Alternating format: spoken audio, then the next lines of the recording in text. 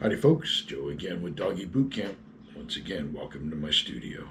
So this is going to be part B, getting your dog off leash, learning how to put the equipment on, and then getting him off leash with the equipment. Here we go. How do you know when your dog's ready to get off leash? Well, after you feel your dog understands the leash work, the choke chain, and has it, it doesn't have to be a pro at it, but has a rough idea, you want to move right into using your equipment while the dog is still on leash.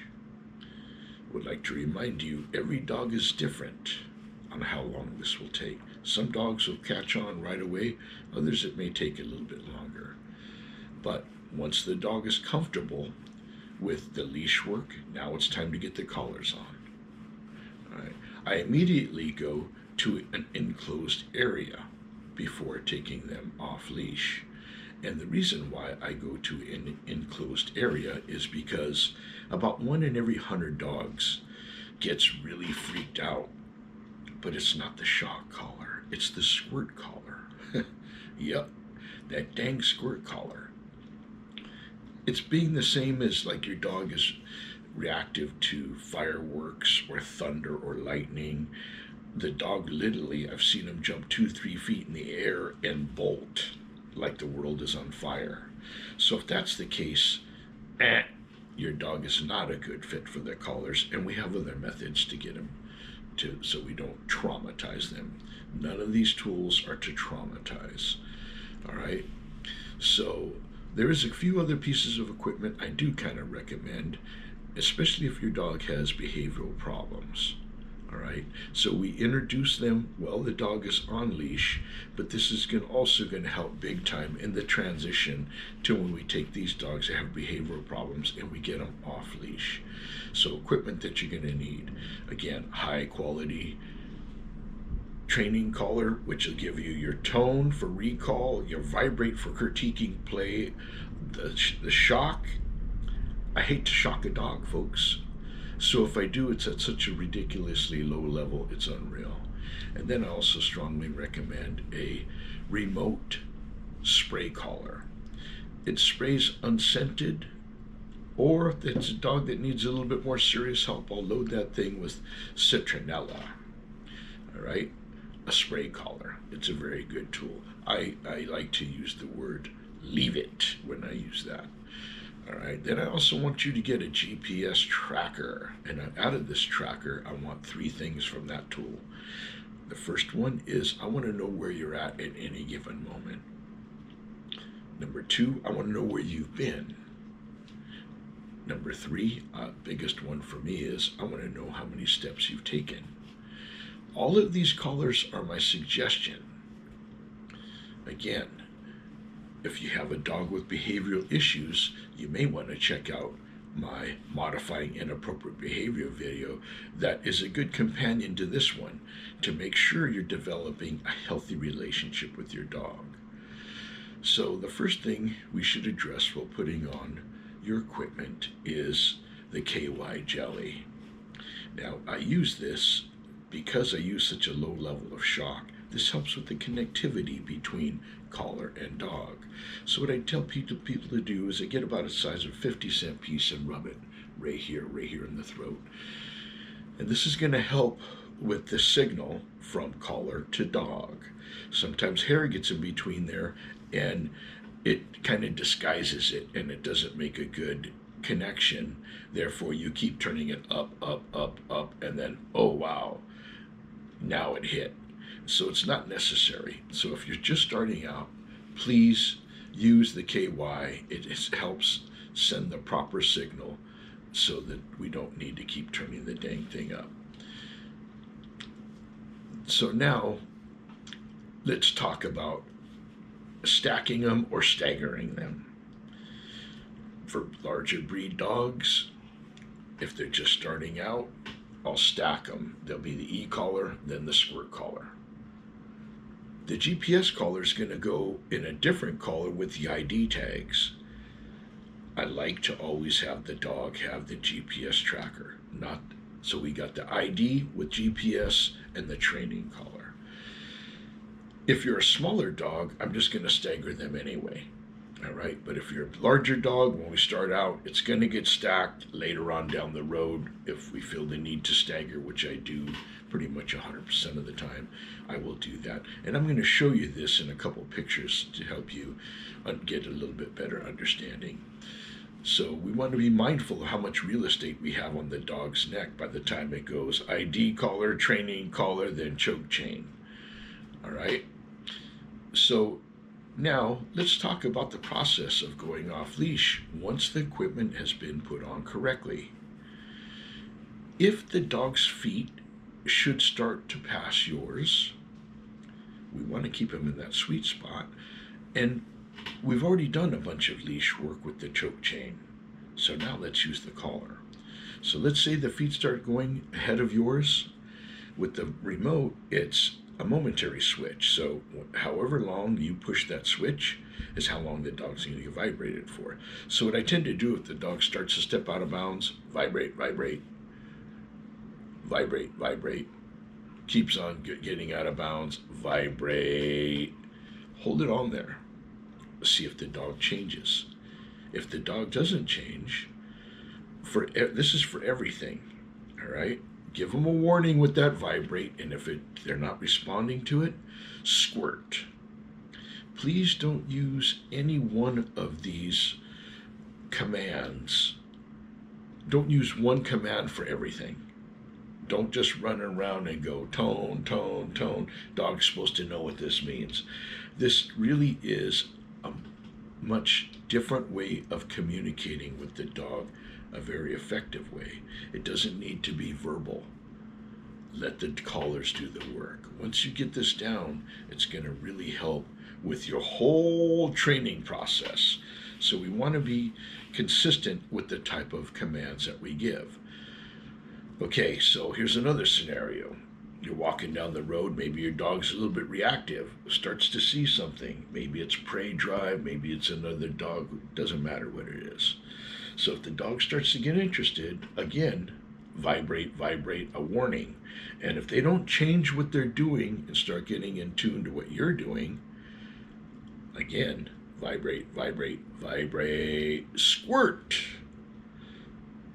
If you find yourself vibrating too much, again, we're only going to give it once or twice with the squirt before we get into a shock. And if you feel like you're shocking too much, we're going to get right into getting flipped. So we want to give the dog, like I say, at boot camp, we like giving different levels of correction. We don't want to do that same one just all the time. So once the dog, once you walk in the dog and you feel that the dog is starting to grasp this, now it's time to get the dog off leash. With a very small piece of bacon, and I use about the size of a BB, folks, very small, seriously, the size of a BB. And I'll hold it in these two hands because every time I recall a dog, I hold my hand like this and teach them sign language right from the get-go. You want to be consistent with your sign language. I don't want you to be dependent on equipment. That dog should be going wherever it goes, and when it sees that hand signal, I want somebody coming my way immediately. And this is how we get there. So the dog is in a sit stay. Now you take the choke chain and the leash off of the dog. Let the dog walk 10, 15 feet away from you. Dog come with the hand signal and tone. If the dog should do this right away, I want you to be real animated and happy. Yes, good boy. Yeah, that a boy, that a boy. Be happy. We want this experience to be very positive, and they get paid with bacon. All right. So let's do that 3 or 4 times. But let's say the dog doesn't do it. The dog's 20 feet away from you. You tone. Dog don't care, doesn't know tone. Well, now we're going to vibrate. We're going to tone, hand signal, call the name, dog come, whatever the name may be. If the dog doesn't respond to any of this, let's go ahead and start vibrating. Vibrate, vibrate, Tone. Nope, shining me on. Vibrate, vibrate, squirt. Oh, hallelujah. That's probably going to get some action. Okay? And if the dog starts to come towards you, be animated, folks. I want you looking your eyes to their eyes. Come on, come on, come on. Let's go, go, go, go. Come on, come on, come on. If you see the dog's eyes start to divert from yours, be animated, bring them in. Come on. Don't let their eyes just wander around all over. Try to stay connected. Bring that dog in. All right? Again, if the dog comes in, be very animated. If the dog does not come in and you've given a squirt, I want you to repeat that same step, but now you're going to follow up with a shock. Something very, very important. If you do this and the dog does not come to you at all right, just shines you on. Don't get frustrated. Don't go chase them. Please don't go chase them. Big penalty if you go chase. We don't want to act like we're giving this dog anything. I tend to do the exact opposite. I'll go sit on a bench 5, 10, 15, 20 minutes. 99% sure after a while that dog's going to come up to you. And when it comes up to you, just simply put the leash back on. Do some more leash work. And then repeat the steps that we just mentioned. Now don't forget your little small piece of bacon. The bacon's only going to be happening day 1. Okay? Once the dog starts to do bacon, around at boot camp, folks, we make them work for affection. So if you do boot camp philosophy right, the dog's going to be very happy for you to engage them in a proper way. We can't expect the dogs to know this all right away from the get-go, so please be patient. All right?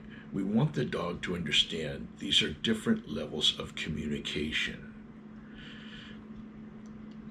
Very important.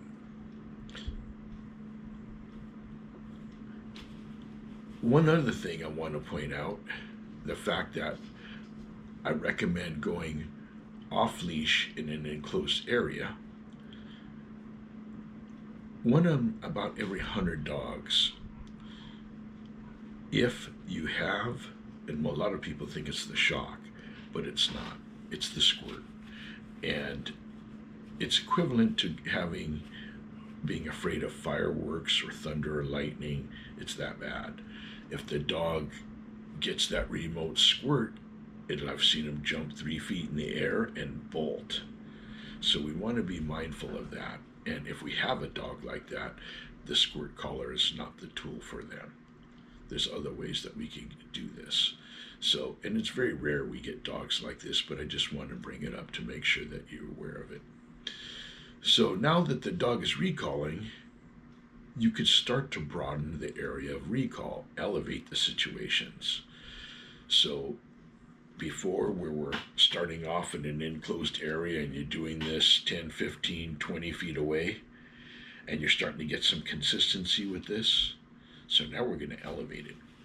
Now we're going to go to the dog park and see if we could achieve this very same thing. You want to be very careful when you go there, because there's a fine line in recalling your dog and making it Velcro.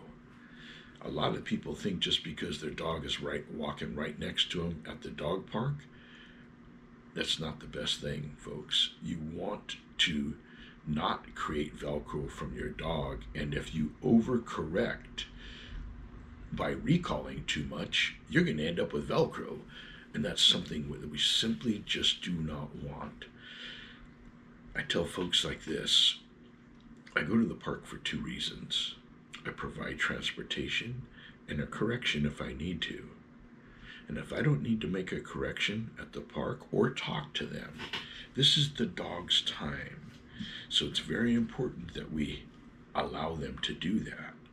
We want them to go interact with other dogs, find out if they're good players or not. And hopefully our goal here is to get the dog, if you do this right, You're going to cut that toxic umbilical cord between you and your dog. When the dog goes to the park, it's going to want to engage other dogs. That's our goal. Our goal is to have the dog engage other dogs properly and know what dogs are players and which aren't. If they walk up to a dog and they feel the wrong vibe from that dog and the dog's aggressive or reactive, the only option is to walk away and go find the guy that is a player.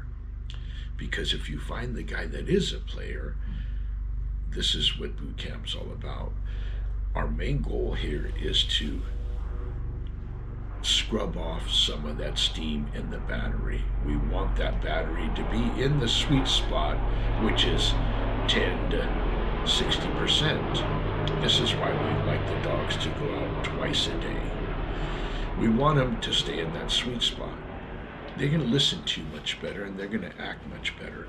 But if you do this properly, you will have walked 1 mile, they will have walked 4 because they're running back and forth with their other dog friends. All right, so that's the biggest thing at the park, is to wear out down their battery. This is what's going to give you a great dog. Also at the same time, teaching recall, I start teaching the dog to watch me. That's its only job at the park. I call it check-in. So how do I do that? I start playing hide and seek with the dog right away. So as you're walking around, doing your thing, let the dog do its thing. If you feel like you could safely get to a good spot to hide from and the dog hasn't been paying attention to you, you hide. Let the dog be very concerned when it turns around. Where'd they go? Oh my God, he's nowhere around. Now, the only time I'm going to give myself up is if the dog's running the opposite way from where I'm at. I don't know if you could whistle or not. If you cannot whistle, I'm going to ask that you get one. But let's say, and this is also why we have the GPS collar on there, let's say they're running the opposite way. If I'm going to be a nice guy, I'll expose myself and let myself be seen and whistle. But if I want to up the ante just a bit, I'm just going to whistle. Let them turn around and come back to the sound of the noise. Where he's around here somewhere. 9 times out of 10, you're going to see that dog start to scent you. Where is he? That's what I like to see. I like to kind of make them work a bit. So again, don't just give yourself up right away unless they're running the opposite way.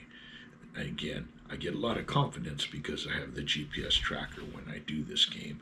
But keep in mind, it is the dog's job to watch you, not you watch the dog.